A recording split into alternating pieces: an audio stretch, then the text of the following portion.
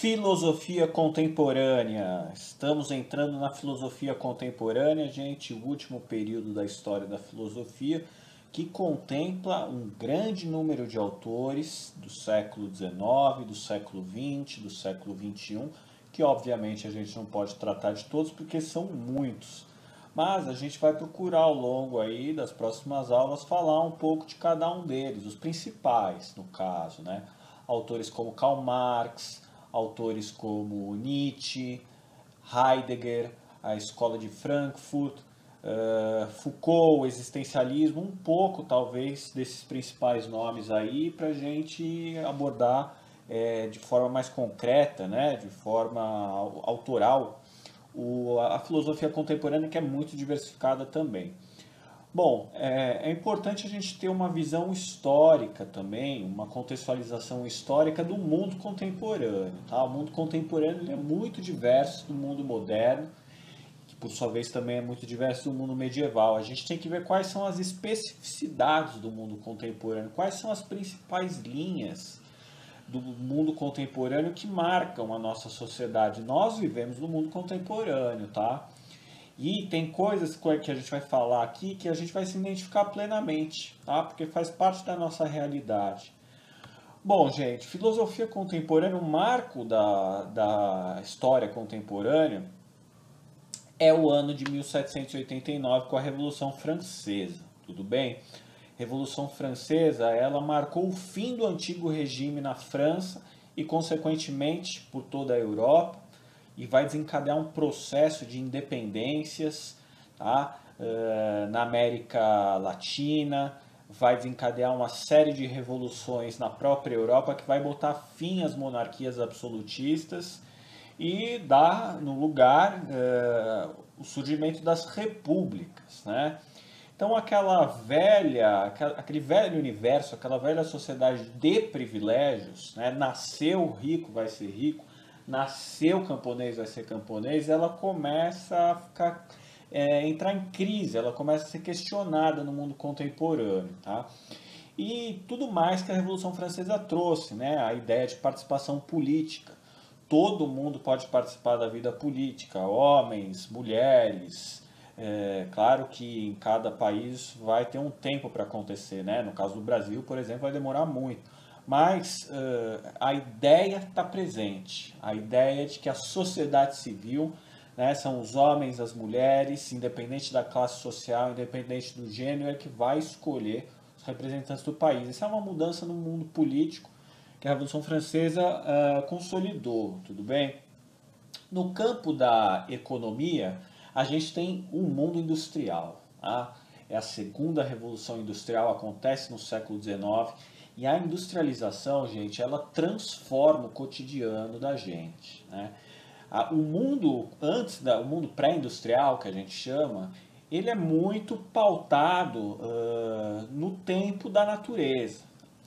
O dia, a noite, o ritmo do trabalho, a hora que a gente acorda, o tempo para a gente fazer as nossas atividades econômicas, o plantio, né, do trigo, do milho, tudo depende das estações, das estações do ano, do ritmo do dia e da noite, da luz e da escuridão.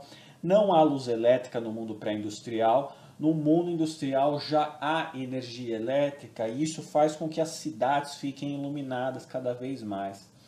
E se as cidades estão iluminadas cada vez mais, graças a essa invenção tecnológica, né, que é fruto da física, que é fruto da pesquisa, que é fruto da experimentação científica, quando as cidades passam a ter luz elétrica, significa que as indústrias, as fábricas, o ritmo de trabalho passa a operar de uma forma mais veloz e por mais tempo. Isso acelera a produção da economia. Né? Isso significa também que a vida pode se desenrolar na noite. Né? Ou seja, as pessoas podem trabalhar mais, as mercadorias são produzidas em larga escala, em maior quantidade, passa-se a ter uma vida cultural no período noturno. Além disso, a luz elétrica, gente, ela vem acompanhada, por exemplo, das ferrovias. Né? Então, as ferrovias aceleram a circulação de pessoas de um lado para o outro. acelera a circulação de mercadorias de um lado para o outro. Tudo isso é aceleração do ritmo da vida, né? Então a gente passa a ter uma economia, uma sociedade mais dinâmica, mais acelerada. Isso é produto do mundo contemporâneo, tá? Antes disso você não tem. E além do econômico e do político, o mundo contemporâneo ele tem transformações radicais do ponto de vista científico. Tá? A vacina, por exemplo, a vacinação em larga escala. Isso faz com que a varíola, por exemplo, deixe de matar milhares de pessoas e aí você passa a ter uma população mais saudável, mais longeva, que vive mais e que está dentro dessa cidade iluminada, vivendo nesse ritmo econômico acelerado. Então, além da vacina, você tem muitas outras coisas científicas, né? A invenção, por exemplo, de armas de destruição em massa, bomba atômica, tudo isso faz com que as guerras, faz com que os conflitos internacionais fiquem muito mais mortíferos, né? E as catástrofes humanas, os desastres humanos passam também a se intensificar. A mesma ciência que cria analgésicos, que cria cura para doenças, é a mesma ciência que cria máquinas de destruição em massa. Tá? Então esse é o dilema do mundo contemporâneo. A gente está falando do século XIX, do século XX. Né? No século XX que acontecem as duas primeiras grandes guerras mundiais. Essas guerras mundiais aí vão matar, a primeira vai matar 10 milhões, a segunda vai matar 70 milhões. E no intervalo você tem a gripe espanhola que mata 30 milhões. Então você tem muita destruição em massa, você tem ao mesmo tempo muita ciência sendo desenvolvida, sendo criada para resolver esses problemas que o próprio homem criou. Tá? Então o mundo contemporâneo é um mundo cheio de dilemas, é um mundo cheio de conflitos. Ok? Aqui alguns slides para a gente ir acompanhando. O período contemporâneo ele é marcado pela consolidação do capitalismo, gente. Revolução Industrial, que começa na Inglaterra no século XVIII, a primeira Revolução Industrial. Mas a gente tem a segunda Revolução Industrial no século XIX, que não é restrita à Inglaterra. Ela se espalha pelos outros países da Europa e também pelos Estados Unidos e pelo Japão depois. Né? A segunda Revolução Industrial, ela acelera ainda mais a primeira, porque a primeira ela é marcada pelas manufaturas, né? Aquelas máquinas de teares que fabricam tecidos em grande escala. Né? Já do século XIX, ela é na base do motor a vapor. Né? Então o motor a vapor ele acelera o barco, por exemplo. Então você joga carvão lá numa caldeira embaixo do barco, começa a botar fogo nesse carvão, ele gera uma fumaça intensa que movimenta um pistão, que movimenta um barco, que movimenta um carro. O carro é inventado no século XIX, que movimenta uma moto, que é inventada no século XX, e de repente você tem pessoas viajando, por exemplo, da Europa para o Brasil, ao invés de viajar em 40 dias, elas viajam em uma semana. Depois que surge o avião, então, são questão de horas. Isso é recente do ponto de vista histórico, mas isso traz uma mudança na mentalidade, no entendimento do homem sobre o mundo, que é radical, tudo bem? Então, capitalismo, aceleração das mercadorias, aceleração da produção, o século XIX é a marca do capitalismo, tá? Por outro lado, também você vai começar a ter críticas a esse sistema capitalista, especialmente vindo ali de grupos ligados ao anarquismo, ao socialismo, ao comunismo, né, ao libertarianismo, né, que vai começar a colocar em xeque essa brutalidade do sistema capitalista. Os caras vão começar a dizer, o capitalismo gera lucro, gera capital, gera mercadorias, mas ao mesmo tempo gera guerras, e gera destruição em massa, gera epidemias, e esse capitalismo aí, essa ânsia de lucro desenfreada que gera desigualdade entre países. O século XIX é marcado por um profundo abismo e uma profunda dominação, uma dominação violenta da Europa sobre a África e sobre a Ásia. É o período do imperialismo europeu, né?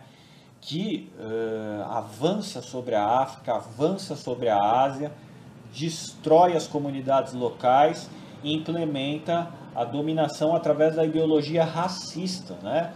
O racismo científico. Essa é uma ideologia baseada em teses pseudocientíficas que pressupõe que o branco, o caucasiano, ele é superior às demais raças. Eles falavam em raças naquele momento, né? Conceito que já caiu por água abaixo.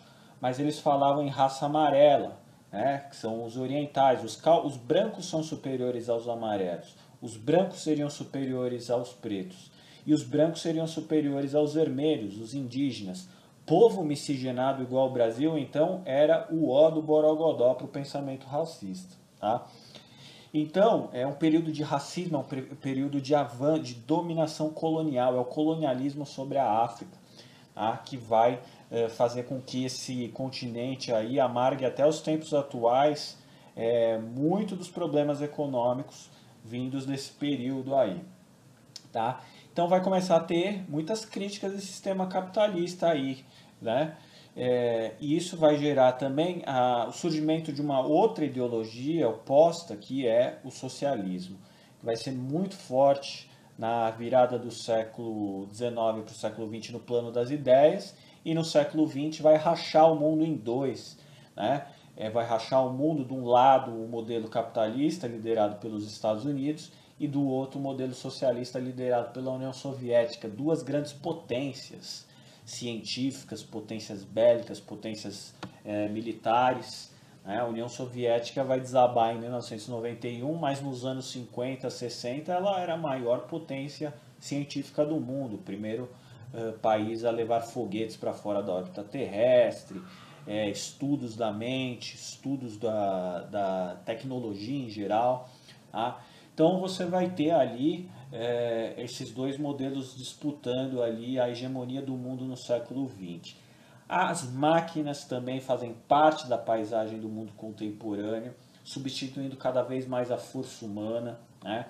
Então, quando as máquinas passam a substituir a força humana, você vai ter o começo do desemprego em massa também, né? Porque se na fábrica lá tem um robô que faz a mesma coisa que 10 operários, significa que você vai ter 10 operários na rua. Significa que você vai ter 10 operários na rua procurando outras atividades remuneradas. Nem sempre vai ser fácil de encontrar. A economia ela é dinâmica, tudo bem, a gente tem que... ela vai se transformando conforme as necessidades. Mas o fato e os dados mostram, que o desemprego ficou muito forte no século XIX e no século XX, né? É um problema até os tempos atuais em muitos lugares, e é o desemprego que gera também muitas vezes conflitos sociais, né? Porque você não pode ter no mesmo espaço pessoas com muitos recursos e pessoas com poucos recursos. Isso gera atrito, gera conflito. Então buscar um equilíbrio social é um desafio também do século XX. Será que é possível buscar um equilíbrio social dentro desse sistema capitalista? Essa é uma questão que perpassa muitos autores ali, da escola de Frankfurt, por exemplo, né? Do próprio Marx, né? No século XIX. Então, o mundo contemporâneo ele é marcado por incertezas, ele é marcado por contradições, ele é marcado por dúvidas.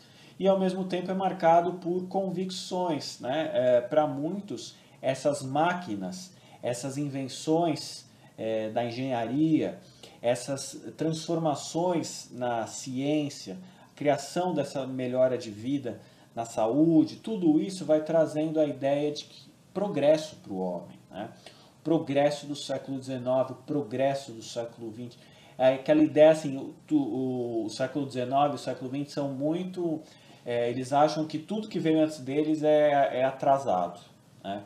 Então, o mundo contemporâneo acha que está caminhando para o progresso sempre, está andando para frente. E vai chegar depois que estourar a Segunda Guerra Mundial, depois que virem que 70 milhões de pessoas morreram, 6 milhões de judeus e mais ciganos e mais homossexuais exterminados, homens, mulheres e crianças em campos de concentração, os filósofos, os pensadores vão começar a colocar em xeque essa ideia de progresso. Que ideia de progresso o quê? Máquinas, toda essa ciência, toda essa inteligência, todos os recursos para destruir judeus em câmeras de concentração, para destruir comunidades e vilas na África, nos sertões da África inteiras. Né? Para isso que serve o progresso, para o homem ficar competindo, se batendo. Então são muitos questionamentos que vão surgir, principalmente depois da Segunda Guerra Mundial. Tá? Mas ao mesmo tempo você tem essa ideia de progresso muito vigente aí, né? A gente tem que caminhar para frente, a ideia de que a humanidade está caminhando para frente, né? Então, além disso, a Segunda Guerra Mundial, além dessas questões aí do campo de concentração, você vai ter também a bomba atômica, né? Que é uma criação fruto da física do Einstein, né? Da física contemporânea.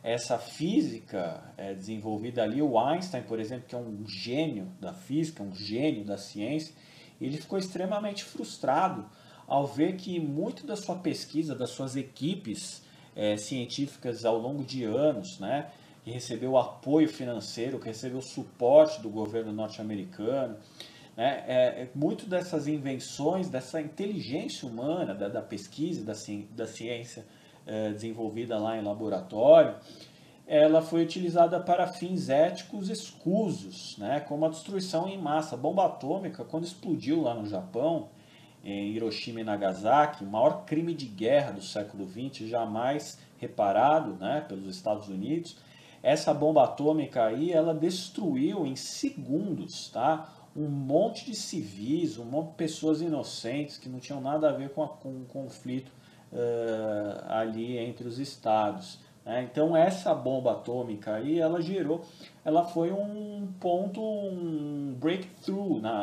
no pensamento contemporâneo. Tá?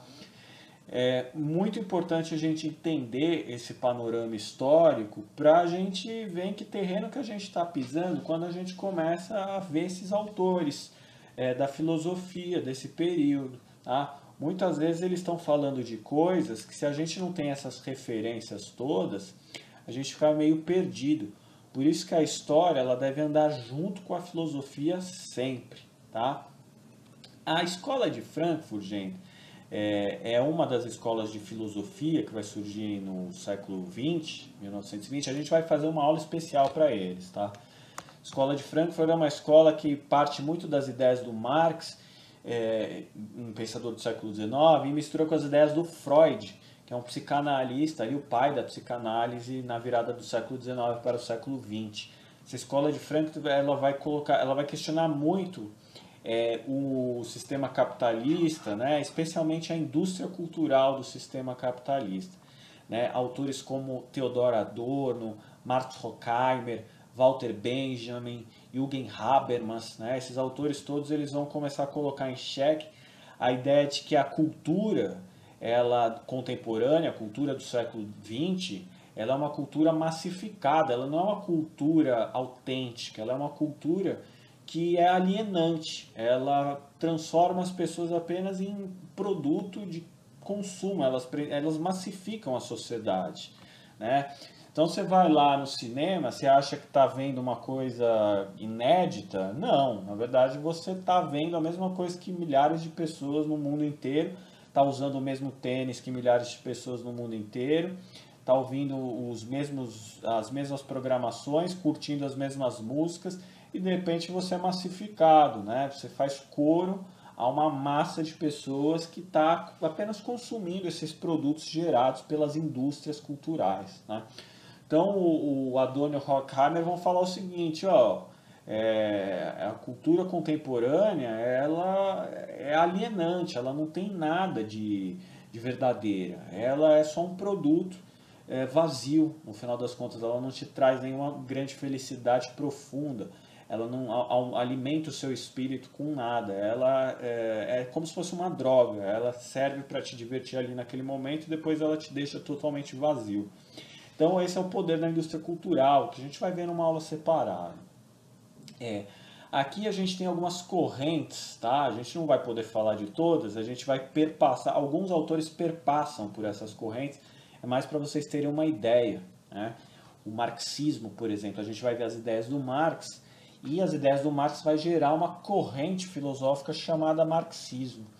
E o marxismo muitas vezes não tem nada a ver com o pensamento do Marx, né? Então por isso que a gente tem que ver o Marx direitinho, para a gente não sair por aí reproduzindo sensos comuns, né, sem ler os autores. A gente tem outras correntes, né, como o positivismo do Augusto Comte, que é o pai da sociologia, isso aqui vocês viram em sociologia, é uma corrente do século XIX. A gente tem o racionalismo, a gente tem o utilitarismo, o pragmatismo, o cientificismo, o niilismo, o idealismo, a ideia de liberdade, o existencialismo, a fenomenologia, subjetividade, sistema hegeliano da filosofia de Hegel, né, e o materialismo dialético, que perpassa também o pensamento do Marx. Tudo isso aqui, gente, a gente vai ver com calma, conforme a gente andar com os autores, só para vocês se habituarem com o vocabulário da coisa, tá? Porque isso aqui, quando aparecer em exame, quando aparecer em prova, é para você não ficar assustado, porque você vai saber contextualizar, tá? Você vai saber contextualizar de acordo, conforme a gente for andando com os autores, esse vocabulário vai aparecendo, tá? Só para vocês terem um primeiro contato. Tá bom, gente? Então, na próxima aula a gente entra ali com Marx e a gente começa a filosofia contemporânea. Um abraço aí.